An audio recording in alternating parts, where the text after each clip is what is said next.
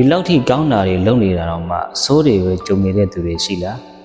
စိတ်စေတနာလည်းကောင်းတယ်စိတ်ကောင်းစေတနာကောင်းထားပြီးတော့လည်းဆက်ဆံတယ်ကောင်းတာတွေပဲအမြဲလုပ်နေပြီးတော့အဆိုးတွေပဲကြုံနေတဲ့သူတွေလောကမှာအများကြီးရှိတယ်ကံတွေဆိုးလိုက်တာကောင်းတာတွေအမြဲပြောတယ်စိတ်ကောင်းစေတနာကောင်းတွေနဲ့ဆက်ဆံတယ်ဒါပေမဲ့ကိုယ့်လက်ကြတော့အဆိုးတွေပဲကြုံနေတယ်ဆိုလို့ရှိရင်ဒီပုံမြင်လေးကိုနားထောင်ကြည့်လိုက်ပါတခါတော့ရွာတရွာမှာလူနေရာမှာစိတ်ကောင်းစေတနာကောင်းရှိပြီးတော့ကုသိုလ်ကောင်းမှုတွေလုပ်ကြတာကိုအမြဲတမ်းဝှေ့လျော်တယ်သူတယောက်ရှိတယ်ပြီးတော့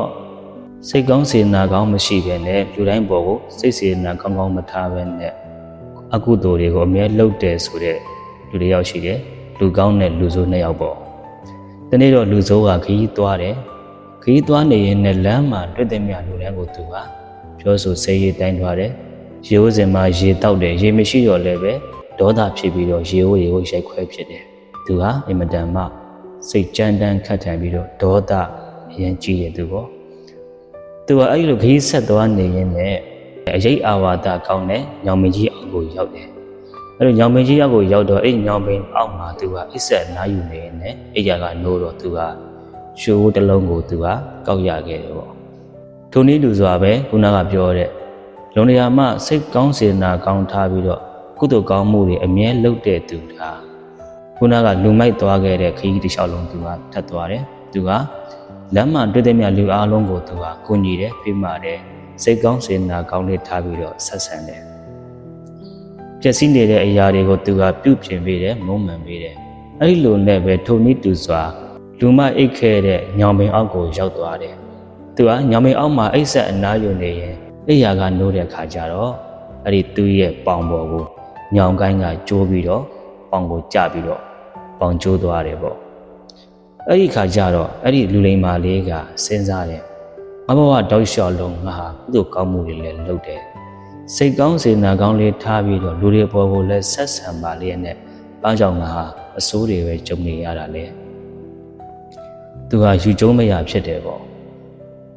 ခုနကလူမိုက်ကတော့တဘဝလုံးမကောင်းတာတွေလုပ်စိတ်ကောင်းစေတနာကောင်းမထားပဲနဲ့ဘဝကိုဖြတ်တန်းခဲ့တယ်သူကြတော့ဘာလို့ရွှေဦးကောက်ရတယ်လဲသူကဒါကိုယူကျုံးမရဖြစ်နေတယ်ပေါ့ဒီအဖြစ်အပျက်ကိုသိနေတဲ့တရားမင်းကြီးကလူပြေကိုဆင်းလာပြီးတော့အကြောင်းစုံကိုရှင်းပြတယ်သင်ပညာရှိသူတော်ကောင်းလေသင်တို့နှစ်ယောက်ကလူမိုက်ကတော့မကောင်းတာတွေလုပ်နေပြီးတော့ရွှေဦးရတယ်သင်ကတော့ကောင်းတာတွေအမြဲလုပ်နေပါလေနဲ့ဘာကြောင့်အောင်ကျိုးရတယ်လဲဆိုတာဟာသင်ဟာဟိုရခင်ဘဝတုန်းတစ်ခုတုန်းက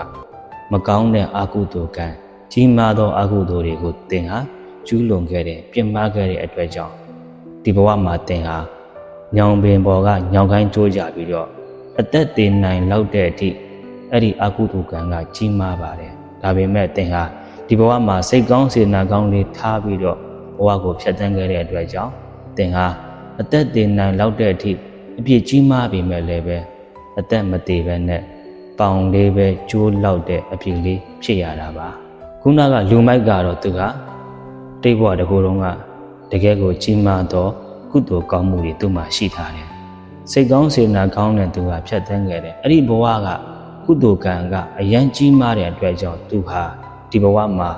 ရွှေအိုးတစ်လုံးမဟုတ်ဘူး၄လုံးလောက်ရနိုင်တဲ့အထိအကျိုးကြီးမားမှုရှိပါလေရဲ့နဲ့သူကဒီဘဝမှာစိတ်ကောင်းစေတနာကောင်းမရှိပဲအကုသိုလ်တွေအမြဲလှုပ်ပြီးတော့ဘဝကိုဖြတ်သန်းတဲ့အတွက်ကြောင့်သူက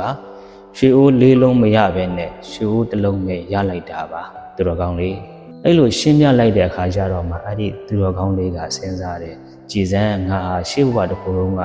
လုပ်ခဲ့တဲ့အကုသိုလ်ကံဟာဒီဘဝမှာအသက်တောင်တည်စေနိုင်လောက်တဲ့အထိအကျိုးကြီးမားမှုရှိပါလေနဲ့ဒီဘဝမှာလုပ်နေတဲ့ကုသိုလ်ကောင်းမှုလေးတွေစိတ်ကောင်းစေတနာကောင်းလေးတွေကငါ့ကိုအသက်ဘေးကလွတ်မြောက်စေတာပဲဒါကြောင့်ဒီနေ့ကစပြီးတော့ငါကုသိုလ်ကောင်းမှုတွေကိုလုပ်တော့မယ်ဆိုပြီးတော့ဆုံးဖြတ်ချက်ချလိုက်တယ်အဲ့တော့ဒီပုံမြင်လေးကိုနားထောင်ကြည့်ပြီးတော့ဦးဇင်းတို့ဓမ္မမိတ်ဆွေတို့တွေကဘဝမှာအမြဲတမ်းကောင်းတာတွေလုပ်တဲ့စိတ်ကောင်းစေတနာကောင်းတွေထားတယ်ဒါပေမဲ့ကိုယ်ဟာကံနေဆိုးနေတယ်အဆိုးတွေပဲကြုံနေတယ်ဆိုရင်ရှေးဘဝတုန်းကကိုယ်လုပ်ခဲ့တဲ့အကုသိုလ်ကံကကြီးမားမှုတွေရှိတယ်ဒါကြောင့်ဒီဘဝမှာကောင်းတာတွေလုပ်နေပေမဲ့လည်းပဲအဆိုးတွေကြုံနေတာဖြစ်တယ်ဆိုးနေတဲ့အတူတူမထူးတော့ပါဘူးမကောင်းတာတွေပဲလုပ်တော့မယ်ဆိုတဲ့စိတ်ကိုတော့ဘယ်တော့မှမမွေးလိုက်ပါနဲ့ ဆိုးလာလေးလေးကောင်းတဲ့အရာတွေကိုပို့လုပ်ပေးရလေးလေးပဲအသက်တည်စေနိုင်လောက်တဲ့အထိအကုသိုလ်ဖြစ်စီပေမဲ့လည်းပဲဒီဘဝကလုပ်နေတဲ့ကုသိုလ်ကောင်းမှုလေးတွေစိတ်ကောင်းစေနာကောင်းလေးတွေကကိုယ့်ကိုအသက်ဘေးကလွတ်မြောက်စေမှာဖြစ်ပါတယ်အဲ့တော့မကောင်းတာတွေလုပ်နေတဲ့သူတွေကြီးဝါချမ်းသာတာကိုလည်းပဲသွားပြီးတော့အားမကြပါနဲ့သူတို့တွေကရှေးဘဝကလှုပ်ထားတဲ့ကုသိုလ်ကောင်းမှုတွေကအားကြီးတဲ့အတွက်ကြောင့်ဒီဘဝကလုပ်နေတဲ့အကုသိုလ်တွေကအကျိုးပေးခြင်းမတန်သေးပါဘူးအဲ့တော့အကျိုးပေးတွေတန်လာတဲ့နေ့ကျရင်တော့သူတို့တွေကကြီးစွာသောအကုသိုလ်တွေကိုခံစားရမှာဖြစ်ပါတယ်ဒါကြောင့်ဒီနေ့ကစပြီးတော့အဆိုးတွေပဲကြုံနေရင်လည်းပဲကုသိုလ်ကောင်းမှုတွေကိုအမြဲလုပ်ထားပေးပါမိမိရဲ့ကံတွေဆိုးနေတယ်ဆိုရင်